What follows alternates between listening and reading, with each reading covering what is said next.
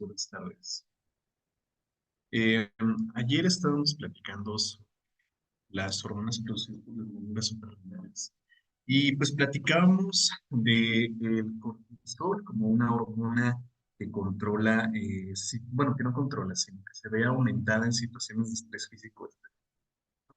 Vimos cuáles eran sus acciones y la aldosterona, pues ya la habíamos platicado cuando nos tocó ver el sistema renina, angiotensina, aldosterona. Y a los andrógenos, pues no los hemos platicado. Bueno, sí los platicamos en el aparato reproductor masculino, pero aquí, pues bueno, vamos a platicar de ello cuando nos toque ver a las hormonas. Por el momento, pues solamente les puedo adelantar.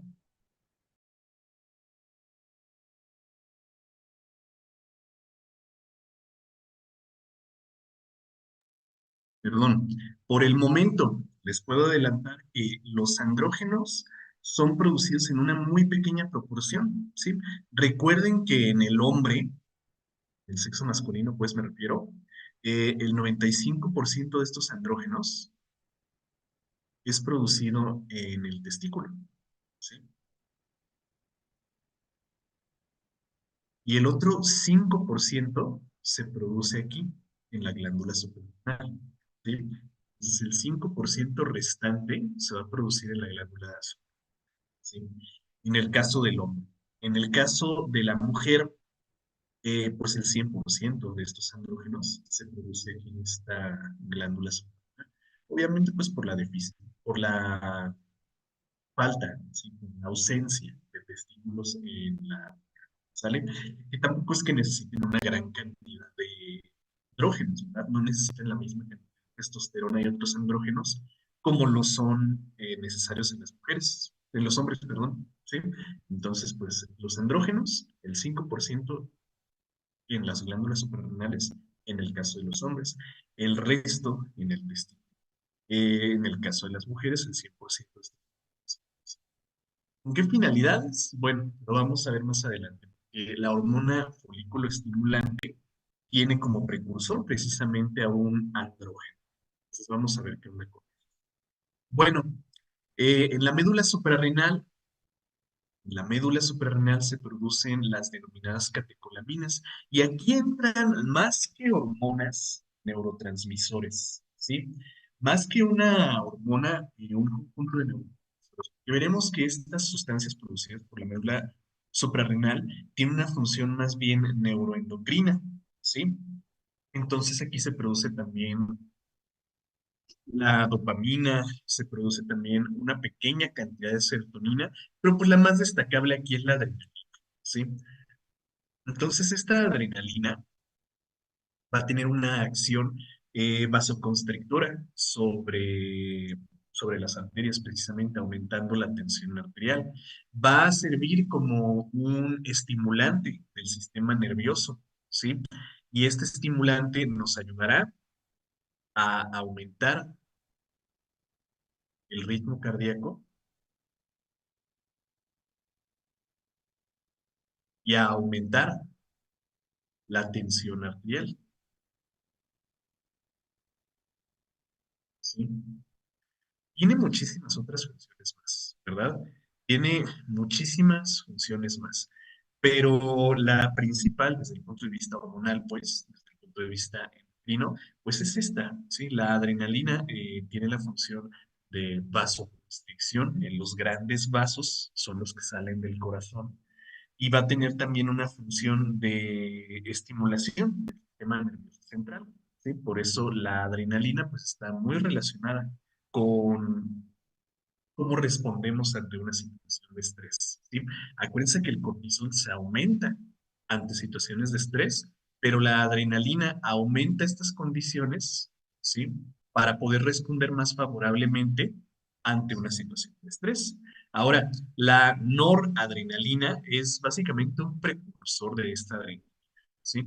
La noradrenalina nos sirve como un precursor de la adrenalina, entonces como tal no va a tener una acción evidente para ella, ¿sale? Entonces de estas no hay mucho más que hablar. Y ya saben, acá están las hormonas de las que. Y bueno, pues se recordará que En la corteza suprarrenal se producen los llamados corticosteroides, ¿sí? Recuerden que un esteroide es aquel que tiene su base estructural, pues precisamente en el colesterol.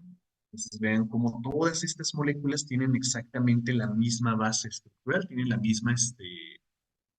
misma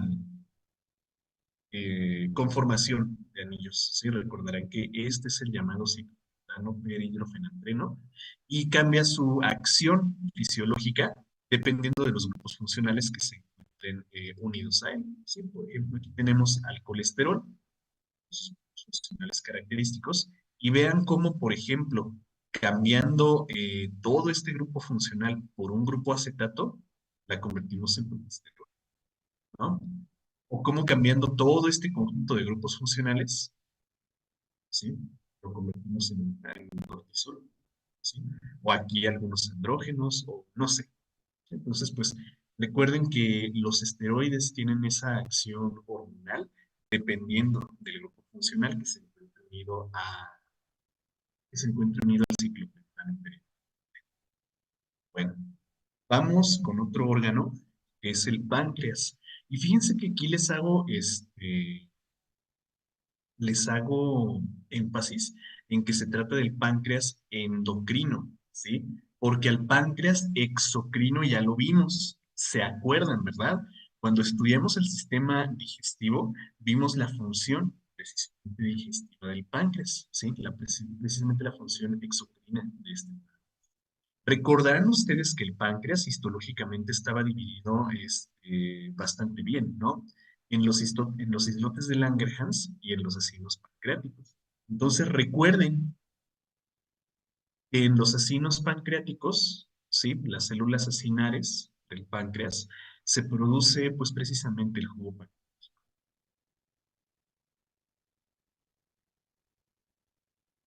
¿Sí?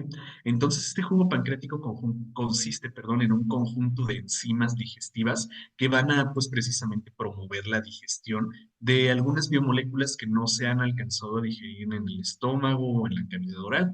Entonces, este jugo pancreático se produce por medio de los acinos pancreáticos. Ya en los islotes de Langerhans es donde nosotros vamos a tener una función ahora sí endocrina, ¿sí? Las sustancias que se producen aquí en este páncreas endocrino van a ir directamente al torrente sanguíneo, pues para controlar el metabolismo concretamente de los glúcidos, ¿sí? Porque recuerden, chicos, tenemos por ahí una hormona, perdón, una glándula que se encarga, perdón, de controlar el metabolismo, pero aquí el metabolismo en general, ¿sí? Que es la glándula tiroides. El páncreas se encarga de controlar el metabolismo, pues únicamente de los glúcidos, ¿sí? Entonces, pues aquí vamos a ver tres hormonas que están relacionadas con eso. A ver, el 100% en la mujer, ¿en dónde?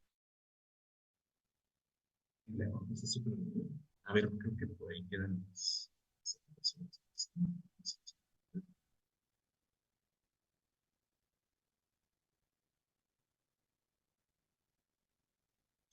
Y ya no se va a poder. A ver si se. Ah, no, sí salieron. Entonces, en la mujer, que no requiere pues una gran cantidad de andrógenos, ¿verdad? Pero los necesarios para su fisiología se producen aquí en la corteza suprarrenal. En el hombre, pues solamente un 5%, un pequeño porcentaje de estos andrógenos se produce aquí en la corteza suprarrenal. El resto de la testosterona necesaria, pues se produce en el testículo. Recuerden que esto está a cargo de las células del Irish, ¿sí? Entonces, en la mujer los andrógenos se producen aquí. Entonces, iniciamos pues con el. Ya les había mencionado que la glándula tiroides controlaba el metabolismo en general, controlaba, perdón, el metabolismo en general de nuestras biomoléculas. Por eso estaba muy relacionado pues, con condiciones precisamente metabólicos. Y en el estado físico pues, se encarga de regular nuestras sensaciones de hambre y de saciedad, junto con muchos otros estímulos, ¿verdad? Junto con muchos otros estímulos, también va a controlar esas situaciones, ¿vale? Entonces, el páncreas únicamente se encarga del metabolismo de glúcidos, ¿sí? glúcidos. Bueno, acá tenemos, chicos, el diagrama del páncreas, ¿no? Vemos dos cortes histológicos donde nosotros podemos ver a los acinos pancreáticos y acá, en esta microfotografía, podemos ver perfectamente diferenciado un acino pancreático, un pequeño lobulillo pancreático, ¿sí? Y acá un conjunto de células de Langerhans, ¿sí? Que forman, pues, al islote de Langerhans. ¿De acuerdo? Entonces ven cómo están perfectamente bien diferenciadas las dos zonas, los acinos y los islotes de Langerhans. Aquí en los que nos vamos a enfocar, pues va a ser en este. En un islote de Langerhans nosotros vamos a encontrar tres poblaciones celulares, ¿sí? Tres tipos de células bien características. Entonces, pues vamos a encontrar a las denominadas células beta, células alfa y células delta, ¿sí? Entonces, aquí en los islotes de Langerhans encontramos células alfa, células beta y células delta, cada una encargada de la secreción de una hormona diferente, ¿sí? Entonces, bueno, vamos por las primeras, ¿no? Las células beta. Estas células beta se encargan de la producción de una hormona característica, la insulina, ¿sí? Entonces, la insulina va a tener la función de activar a las proteínas portadoras de glucosa en nuestras células, ¿sí? Recordarán ustedes que la glucosa es una molécula de alto peso molecular, ¿sí? Recuerden que la glucosa tiene un peso de 180 gramos, ¿sí? Entonces, este peso molecular no le va a permitir atravesar la doble capa de fosfolípidos, ¿verdad? No permite que atraviese la bicapa. Entonces, requiere de proteínas portadoras en la membrana. Entonces, en la membrana plasmática, nosotros vamos a encontrar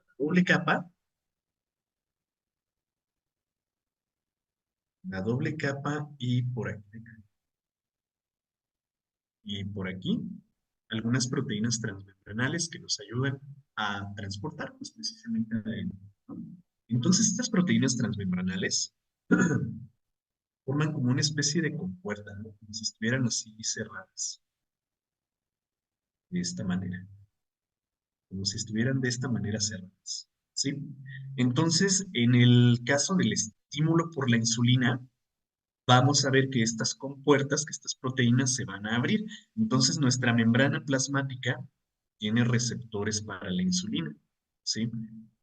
Nuestra membrana plasmática tendrá receptores para la insulina. Entonces, cuando la insulina entre en contacto con estos receptores, cuando la insulina entre en contacto con estos receptores, va a activar a las proteínas portadoras de glucosa, ¿sí? La glucosa se va a unir, la glucosa, perdón, se va a unir aquí a esta proteína y cuando se abra, veremos que va a permitir la entrada de la glucosa.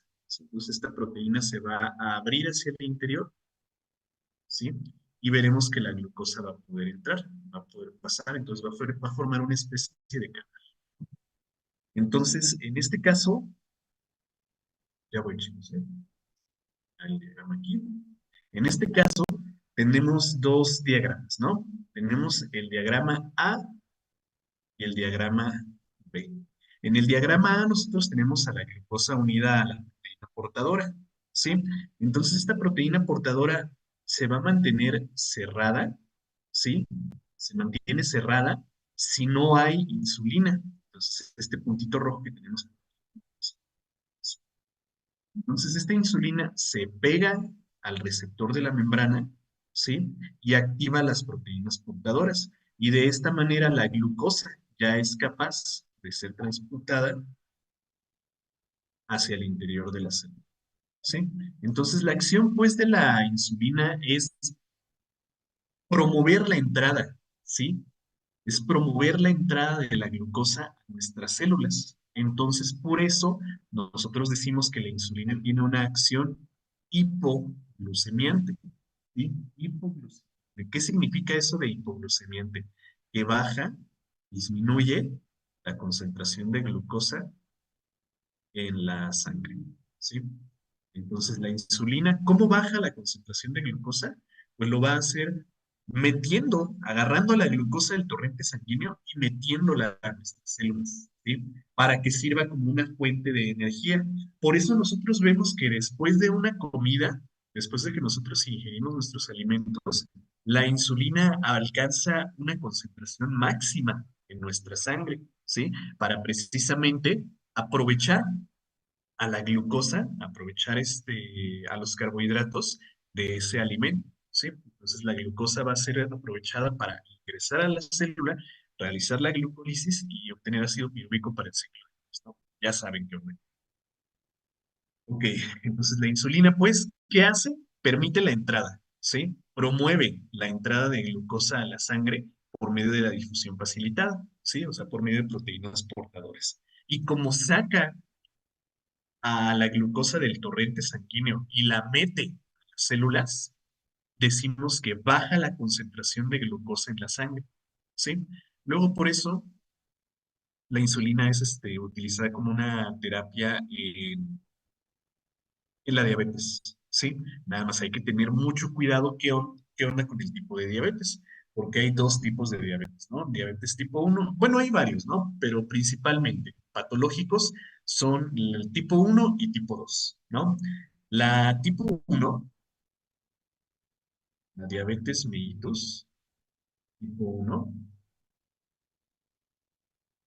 y la diabetes mellitus 2, ¿sí? Entonces, la tipo uno se debe a una déficit de insulina. ¿Sí? Una deficiencia de insulina que suele ser congénita, ¿sí? Que suele ser hereditaria, suele venir en nuestros genes. Y la tipo 2 es más bien por una resistencia a la insulina, ¿sí? Entonces aquí nosotros debemos tener mucho cuidado en el diagnóstico del paciente y cómo tratarlo en el caso de la terapia con insulina. Porque, por ejemplo, a un paciente que tiene diabetes mellitus tipo 1 y que de plano no produce insulina, pues a este sí lo podemos tratar, ¿no? Con insulina. Le podemos administrar insulina subcutánea o transdérmica y pues la puede absorber, ¿no? Y puede reemplazar a la insulina que él no produce. Pero en el paciente con diabetes mellitus tipo 2 no es recomendado o está contraindicado, pues, está contraindicada la terapia con insulina. ¿Por qué? Pues porque lo único que vas a hacer es disparar a la insulina, ¿sí? Disparar a la insulina que no va a tener una acción en nuestras células y más bien va a tener una acción metabólica sobre otros órganos. Entonces hay que tener mucho cuidado en el tratamiento de la diabetes, ¿sí? No le voy a poner insulina a un paciente que tiene diabetes tipo 2, ¿sí? Que es resistente pues a la insulina, ¿sale? A ver, ¿qué preguntas? La resistencia a la insulina es como que las células no aceptan la entrada de glucosa, pues simplemente que no, que la insulina ya no tiene la función de activar a las proteínas portadoras. Entonces, por más insulina que haya, tiene el torrente sanguíneo y por más insulina que se esté pegando a estos receptores, los receptores pues no activan las proteínas portadoras, ¿sí? Por eso les digo que no es necesario, ¿sí? Que no es necesario la terapia con reemplazo de insulina a un paciente con diabetes tipo 2, porque la resistencia es simplemente la pérdida de la acción, ¿sí? La pérdida de la acción de la insulina sobre mí. Espérenme, ¿no? Denme un momento.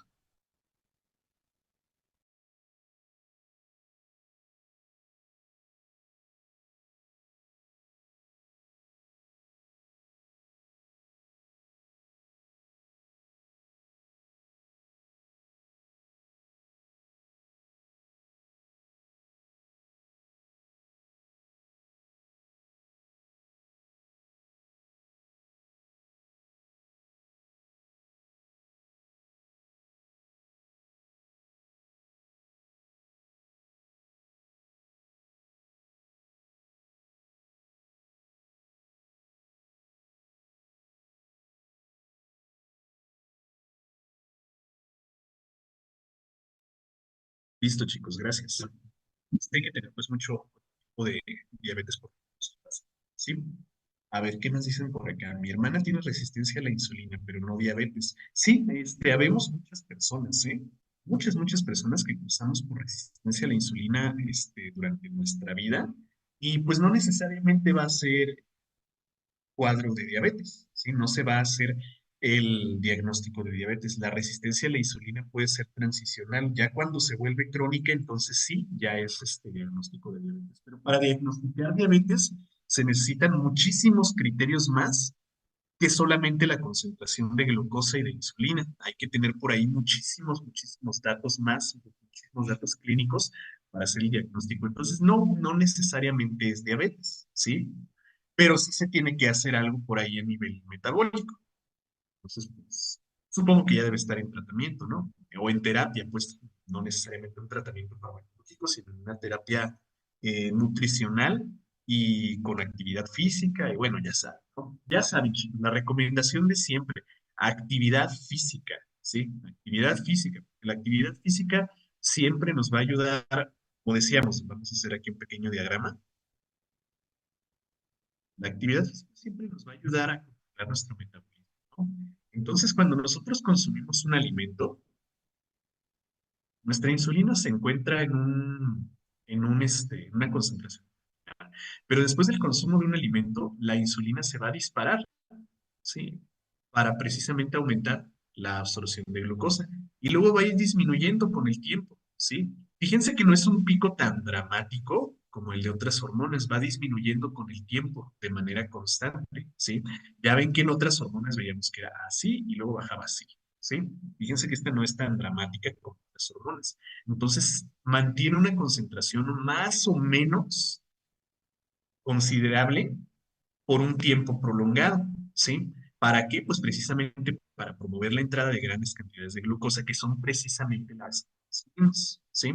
Entonces, ¿qué acción tendría la actividad física sobre la insulina? Pues precisamente meter mucha más glucosa y bajar más rápidamente, vamos a poner una comparación aquí más bien con una línea azul, bajar más rápidamente este pico de insulina, ¿sí? Bajar más rápidamente este pico de insulina para que no haya una descompensación metabólica, ¿no? Lo que conocemos como retroalimentación negativa, ¿sí? Entonces, pues la actividad física nos ayuda a bajar mucho la concentración de insulina para evitar, pues, los denominados síndromes metabólicos. Me preguntan por acá, la metformina, ¿para qué sirve? La metformina es un fármaco que también se considera hipoglucemiante, ¿sí? Pero no tiene ningún punto de acción sobre la insulina, ¿sí? Más bien la metformina va a actuar bloqueando un proceso que se llama gluconeogénesis, ¿sí? Entonces, la metformina lo que hace es bloquear a esta gluconeogénesis, ¿sí? Evitar, pues, que ocurra. ¿Qué es la gluconeogénesis? La gluconeogénesis es la síntesis de nuevo, o sea, pues desde cero, de nuevas moléculas de glucosa. Sí, y es algo que pasa todo el tiempo en nuestro cuerpo, ¿eh? Nosotros sintetizamos glucosa a partir de otro tipo de biomoléculas, los ácidos grasos o las pentosas de nuestros ácidos nucleicos o qué sé yo, ¿no? Entonces, la gluconeogénesis ocurre todo el tiempo. Acuérdense, no es que solo pase la glucólisis, solo pasa el ciclo de Krebs. Ya vimos que hay muchísimas rutas metabólicas que ocurren simultáneamente. Una de ellas es esta gluconeogénesis, o sea, la síntesis de moléculas de glucosa a partir de otras moléculas. Entonces, la metformina lo que hace es bloquear a esta vía de la gluconeogénesis para que de esa manera nosotros disminuyamos la concentración de glucosa. Pero la metformina no tiene nada que ver con la insulina, ¿eh? Sí con el metabolismo de los glúcidos, pero no con la insulina. A ver, me preguntan por acá, ¿la entrada de glucosa solo a la célula o también a los vasos sanguíneos? Solo a la célula, ¿sí? Solo a las células. Porque la glucosa ya está siendo distribuida en los vasos sanguíneos. Desde que nosotros consumimos nuestros alimentos, los digerimos y liberamos a sus monosacáridos presentes, las estamos pasando ¿a dónde? Acuérdense, ¿qué pasa en el proceso de absorción? entra a los vasos sanguíneos, ¿sí? Y aquí no necesitamos ningún estímulo. Entonces, la insulina solo va a entrar o va a promover la entrada de la glucosa a las células, ¿sí? En los vasos sanguíneos circula de manera normal, ¿sí?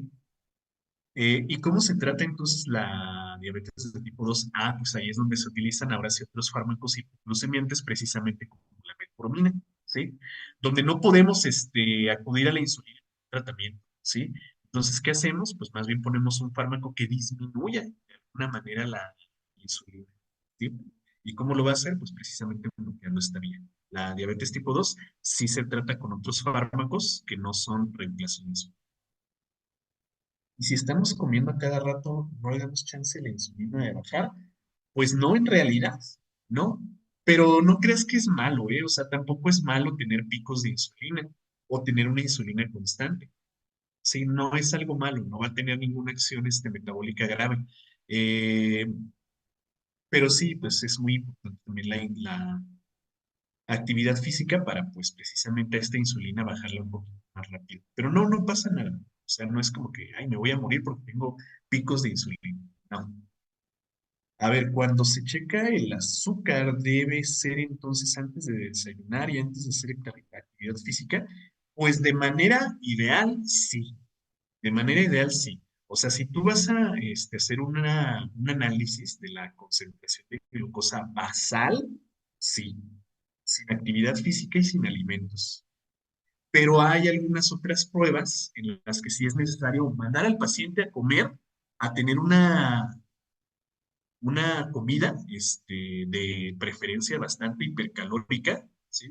Mandas al paciente a comerse unos tacos, a comerse unos tamales o qué sé yo, y entonces vuelves a medir la glucosa, ¿sí? Para ver cómo es la curva de resistencia a la insulina, ¿sí? Para ver si es un factor que está aumentando la concentración de glucosa. Entonces, si vas a medir la glucosa basal, sí, sí es necesario que sea sin actividad física y sin alimentos. Pero pues hay algunos otros casos en los que sí se prefiere que sea después de un alimento hipercalórico. Entonces, ¿se van a dilatar los vasos para dejar salir a la glucosa? No, ¿no? Cuando estoy hablando de entrar a nuestras células, me refiero a las células propias de la sangre, como los eritrocitos o los leucocitos, ¿sí? La glucosa es una molécula grande, sí, pero no lo suficientemente grande como para no caber entre los eritrocitos. Entonces va a difundir perfectamente entre los eritrocitos, perdón, entre dos células epiteliales, ¿sí? Entre dos células epiteliales va a difundir perfectamente a través de los capilares. Entonces, no es necesaria, perdón, la vasodilatación para que la glucosa pase a otras células. No es necesario ese proceso. ¿Y por qué se deja de producir insulina? ¿Se daña alguna estructura del cuerpo? Precisamente, ¿sí? Precisamente los islotes pancreáticos, ¿sí? Los islotes de Langerhans. Cuando ya no haya una actividad de estas células beta de los islotes de Langerhans, se deja de producir la insulina, ¿sí? Recuerden que esta deficiencia de insulina, perdón, es congénita, ¿sí? O sea que vienen nuestros genes. Recuerden que nuestros genes controlan nuestro ciclo biológico. Entonces, hay veces que nuestros genes se dejan de producir, bueno, los genes pues, que codifican para nuestras células beta de los islotes de Langerhans se dejan de producir en algún momento, ¿no? Se dejan de transcribir y se dejan de traducir. Entonces ya no hay islotes de Langerhans, o ya no hay suficientes células beta, y ya no se produce una cantidad adecuada de insulina. Sí, ahí es cuando tenemos esa deficiencia de insulina. ¿Sí? Ahora la resistencia a la insulina es más bien es adquirida, pues, sí, por nuestros propios hábitos metabólicos.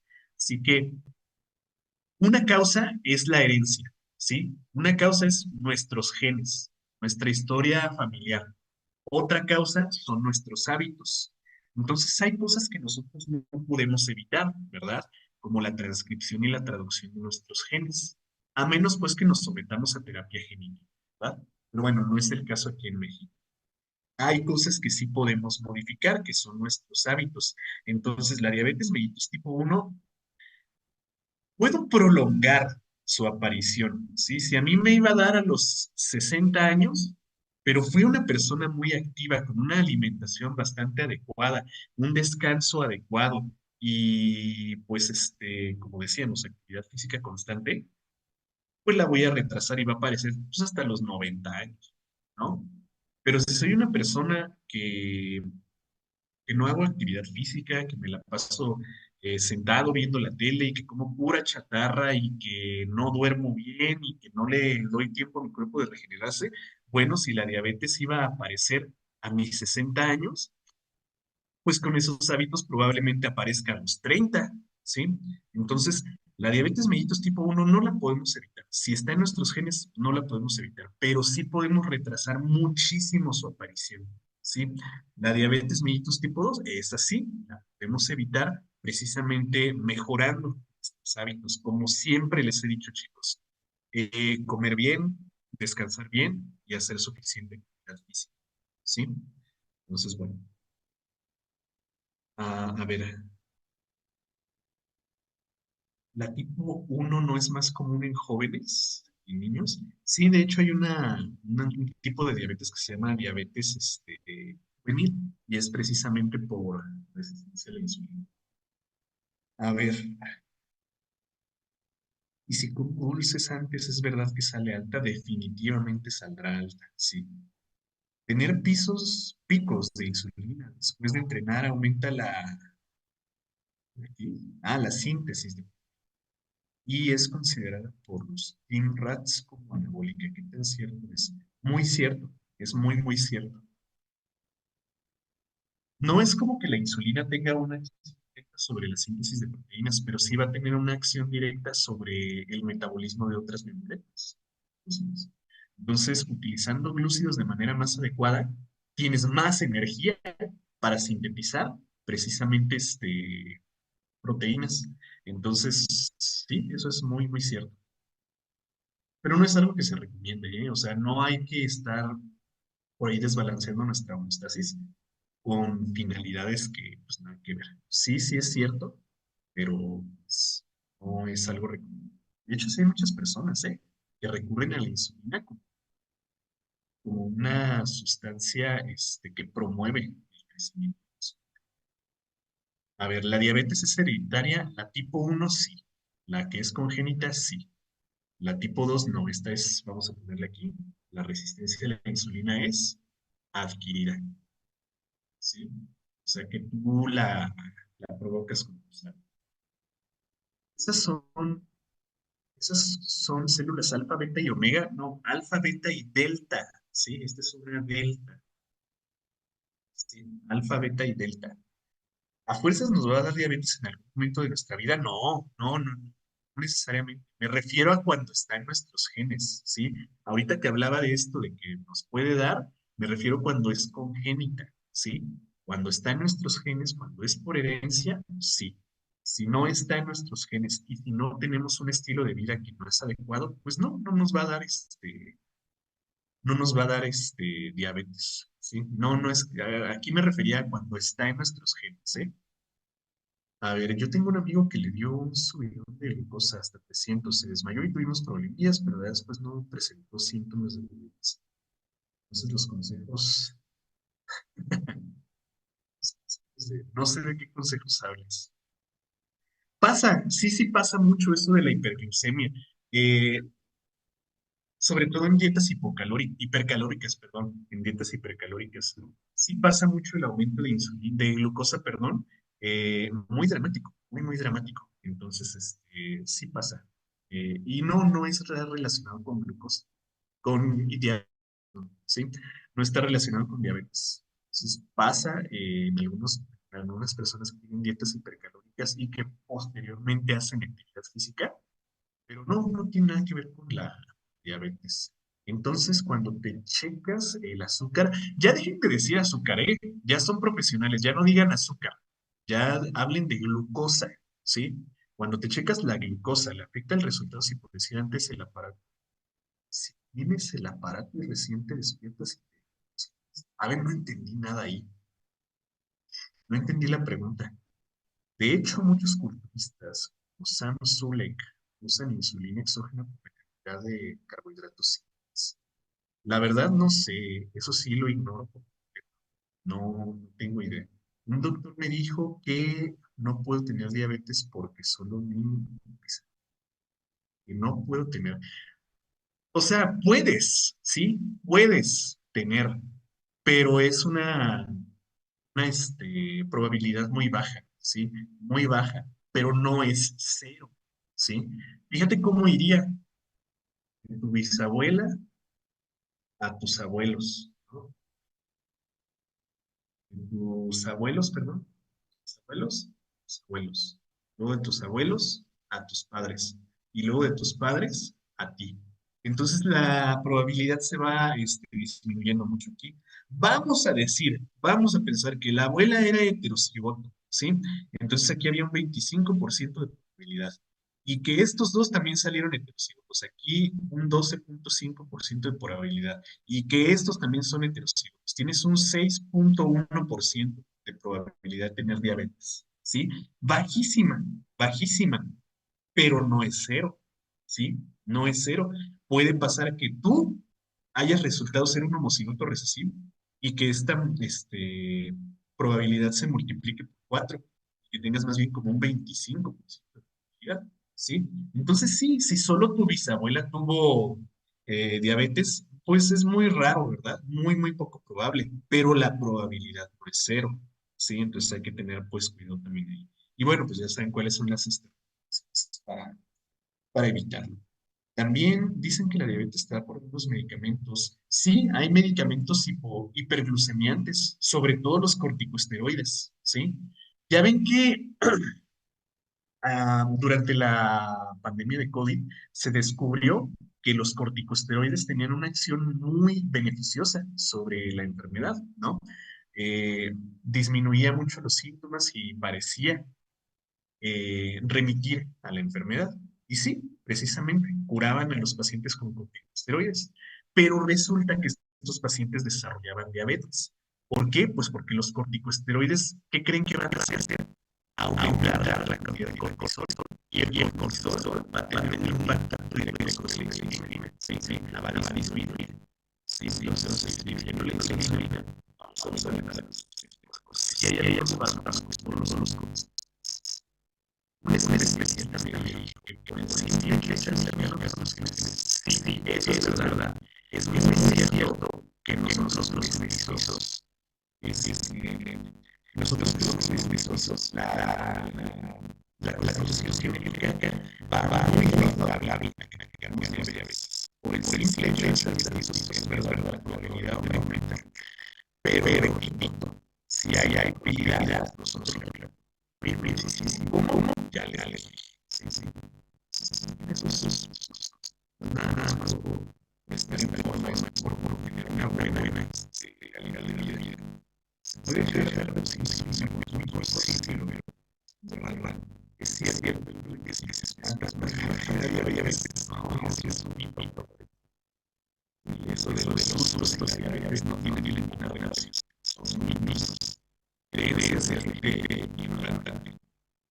Pero si es muy intermitente la vida puede bajar tanto semana. Sí, fíjense que la vida intermitente es para que haya sido muy común que precisamente para perder de eso, ¿no?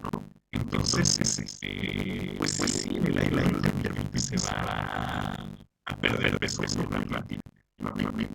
Pero porque estás teniendo un periodo donde la insulina donde la electricidad más bien se va a poner así constante, ¿sí? No va a subir, no va a bajar, se va a mantener constante. Y eso, pues sí, les digo, nos va a hacer bajar después de una dermatíaca, pero a la larga no es no es algo que se requiere.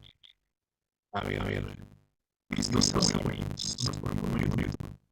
Se me puede dar el ensayo. A ver, haz el ejercicio.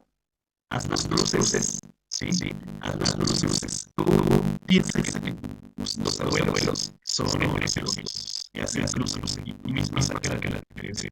A ver, eso es que en la misma situación. Aumentaría fácil su resistencia de varios dispositivos cardíacos. Sí, sí. Pues no es una recomendación ni una terapéutica, pero sí. Pero sabes que más que la alimentación, yo luego recomendaría hacer ejercicio. Sí, actividad física antes que cualquier cosa. Claro, si es una alimentación adecuada, mucha actividad física. Repito, la insulina se ve dramáticamente afectada. Y sí, es recomendable a lo que le llaman colaciones, ¿no? Pero mejor ejercicio. A ver, o sea, que cheques la glucosa, el resultado sea causa de cardiovasculares,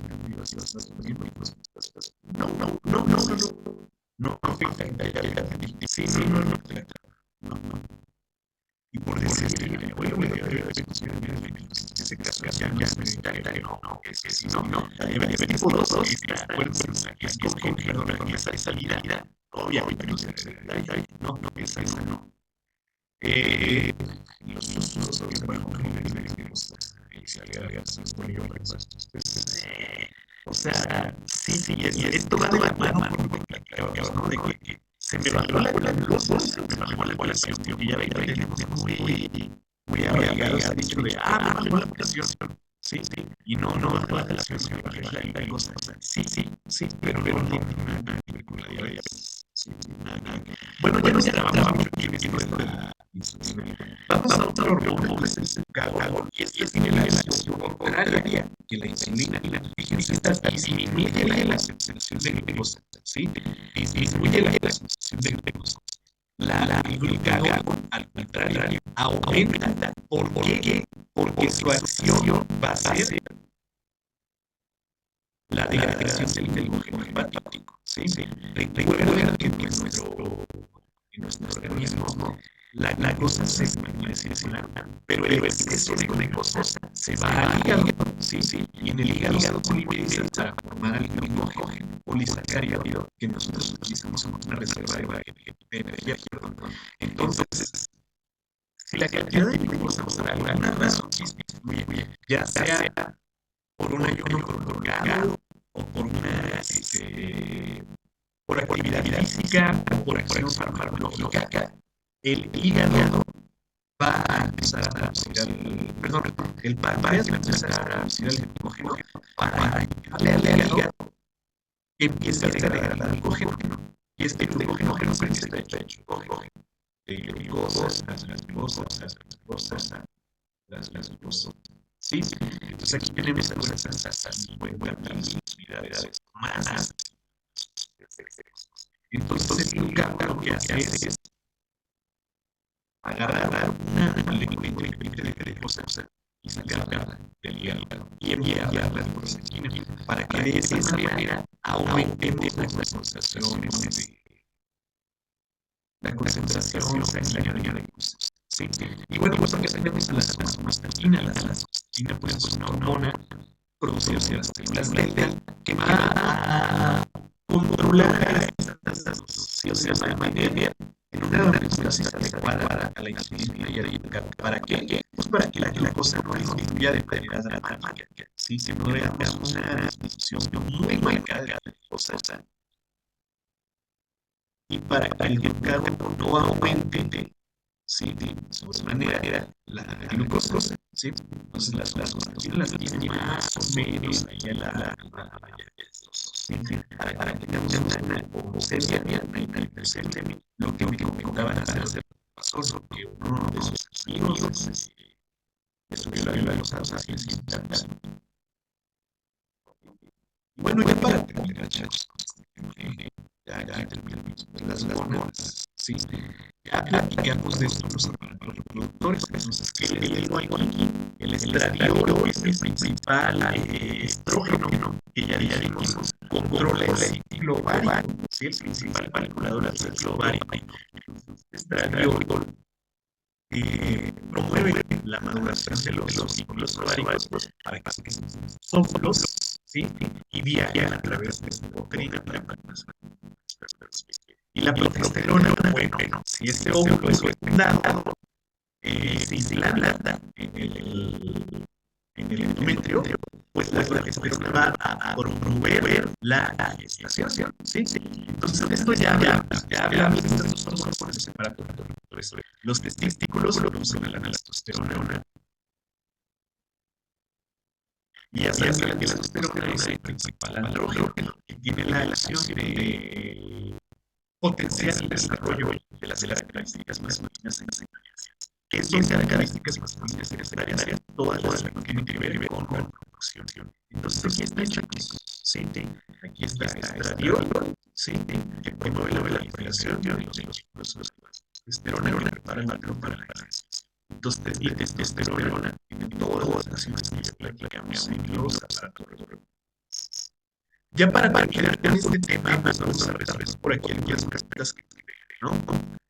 Dice, ¿cuál es la glándula que participa en el metabolismo de los azúcares aportados después del segundo postre? ¿Cuál dijimos que era la glándula que manipulaba el metabolismo de glúcidos? Ajá, el páncreas. Porque fíjense que también tenemos una glándula que controla el metabolismo, pero en general, sí. Entonces, de los glúcidos, el páncreas, sí. Acá nos dice cuál es la hormona encargada de disminuir el tiempo necesario para el paciente del cerebro. Platicamos ampliamente de la melatonina, sí. Y por acá, la glándula que controla las sensaciones de saciedad, controlando el metabolismo. Bueno, pues aquí sí es la tiroides, sí, pues acuérdense de esa tiroides metabólica de manera general. Y bueno, pues ahí está, chicos. Es todo lo que tiene que ver con el sistema. Sí, y listo, terminamos este tema. Bueno, ya saben, a veces se me olvida avisarles, a veces se me olvida recordarles, pero ustedes ya saben que siempre que terminamos un tema, el viernes siguiente tenemos examen. Entonces, este viernes tienen el examen del sistema endocrino. Si se me olvida recordarles mañana, ya lo saben. ¿Sí? Entonces, viernes examen de este tema. ¿Sale, chicos? A ver, el estradiol es el principal andrógeno. Estrógeno, principal es estrógeno. Principal es estrógeno. ¿Qué más, chicos? ¿Hay alguna otra duda o alguna pregunta?